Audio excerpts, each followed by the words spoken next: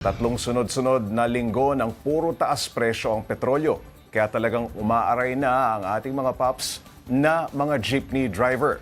Hindi na malayo na humirit silang muli na taasan ang pamasahe. Para bigyan ng mukha ang balita, mobile journalist Ivan Taring. Nakita nyo naman ang iminahal ng petrolyo nitong Martes, halos 3 pesos per liter.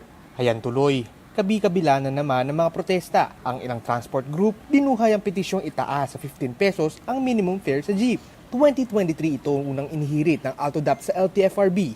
Noong panahong 12 pesos pa ang minimum fare. Pero pisong aumento lang ang pinagbigyan, kaya 13 pesos ang pinakamababang pamasahe sa jeep ngayon. Para sa tsuper na si Romel, dapat lang na itaas na ang pamasahe. Madadagdagan po yung pang-araw-araw namin kita, sir. Na may tutos-tus namin din sa pang-araw-araw din namin pangangailangan.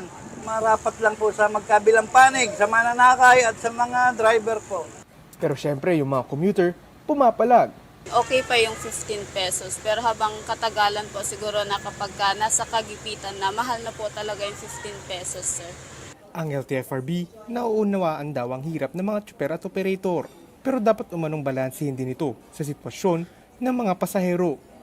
Sa ngayon, ayon sa LTFRB, hindi pa formal na naghahain sa kanila ang panibagong fair hike petition. Pero kung sakali, sasailalim pa raw ito sa masinsinang pag-aaral. Mobile Journal, Ivan Taringki po, hatid ang mukha ng balita.